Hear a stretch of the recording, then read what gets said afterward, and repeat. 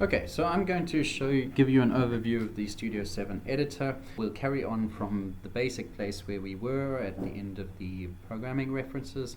We'll turn on a LED now, but now when a switch is pressed, first we start off polled and then introduce pin change interrupts. And this is our basic context to explore suggestion lists and the ways of using these efficiently, enhanced list boxes, how to quickly find enumerator parameters, etc. We're going to use Visual Assist Code snippets, a refactoring code, extracting functions or methods, introducing variables, contextual renaming, and surrounding with regions. But first we're going to learn some basics about reading code. So we have the ultrasonic distance example open, and it's great to have a fairly large project and files open to appreciate some of the features of reading code. First of all, I'm going to enable map mode on the scroll bar, and this enables me to kind of view the code as I'm scrolling. List methods in file. This is very useful for navigating large files. There's another option of doing this as well, and that is Visual Assist Outline. So Visual Assist is basically the Studio editor. It's a plugin to Studio, and here we can have the outline view. Of course, everything that I open, I'm going to go from the quick launch bar, and here I can see everything that is in this file. The typical thing that we're going to need to do, for instance, in main, and we're initializing the system, Alt-G, we'll go to a definition, and here we can find all the functions again, ADC init, Alt-G, and so I'm navigating up and down the levels of the file. So here we are where we finished before, and here from the schematic we have this list of things that we know and that what we're trying to do. Initially we're going to remove all of what we did with the delays because now we're using a switch. We know that we need a pull-up resistor on port B5, so as before we can just use the port B, and have a look at this in the IO view, and in the pin control register, that's where we have the pull-up enabled. That's quite useful to have that as we reference and start writing some code. So we want port B pin control. It's pin 5 and it's pull-up enable.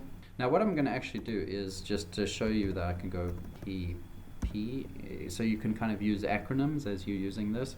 Another thing I can go is port control space.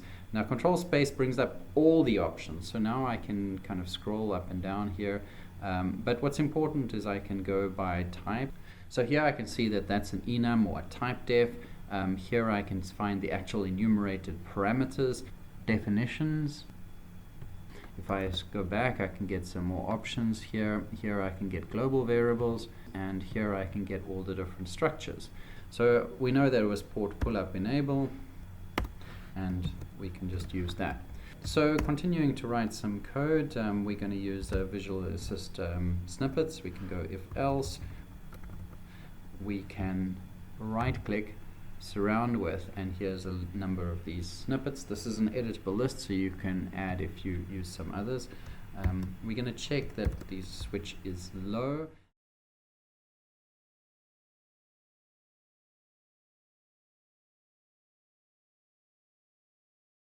Okay, so this should hopefully work. We can run the code, and now we can see, well, the LED is coming on when we push the switch. So code itself is not too readable, so I'd kind of have to introduce a comment, but of course comments get out of sync with code, and so you kind of want to avoid comments. And so I can extract a method or a function. I can say LED on, and as I create these, I'm just going to create function definitions for them and then move them to the end.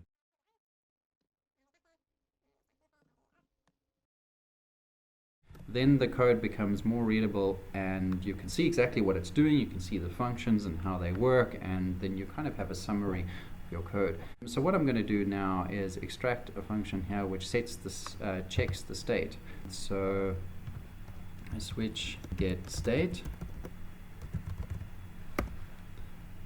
and actually you can see that that's a bool, so I should actually introduce a variable here. So now I have a choice. I could rename this bool to uint8, or if I leave it as it is, I'm going to need to introduce include standard bool as a header file. Otherwise I will get an error when I compile this because it's not a standard C type. So this function now is going to be LED set state, and we can see that the combination of having these function definitions and the code written in a very clear way so you understand what's happening, it makes the code more readable without the need for comments. So that was with the switch. So I'm just going to move the function down, which is related to the switch, and all these LED ones together I can say surround with region and LED functions. And what this means is I can just have this region in my code and then minimize it, or so that's quite useful as well. Another thing that I could do with these LED functions is right click, refactor, move selections to a new file and create an led.c. Note here that an led.h is already, which I'll have to just put in main. And then I'll move these function definitions to an led.h.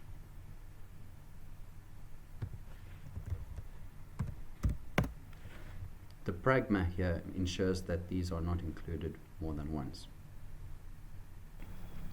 Okay, just checking on the functionality again. And everything's working as it was. Okay, so now the next step for us is to introduce interrupts. We want to use pin change interrupts here, and I want to go to the user manual, library reference, interrupts, and I can see that the header file is AVR interrupts. Say I must call to enable global interrupts, and I notice that the pattern here, all the interrupt vectors are underscore vect, so we're going to keep that in mind. Before we forget, we're going to enable global interrupts. And I need to now also define which kind of interrupt I want. And if I look at the pin control register, there are these groups of different types of interrupts. If I just open the header file, Alt G on something I know is in the header file, I can open the enum of all these different options. Because if I, for instance, go to the register summary of the ADC, for example, I can see that there's a number of enumerated parameters with these group bits. So muxpos, for instance, again in the header file, I could easily find the enum like that, and I can see this one would be for the analog comparator, and here this would be for the ADC. If I wanted to see the window compare enumerator, for example. So that's quite useful to navigate like that. So I've interrupt both edges. I'm going to create the interrupt service routine. It's with something underscore vector, and we know that we are on a port, and we can go underscore vector, and so we find our port B option. In this file, if you search for interrupt, there's hits all the way through the file. If I search for underscore vector, you'll find a section of the file where all the interrupt vectors are. I need to just read out the interrupt flags.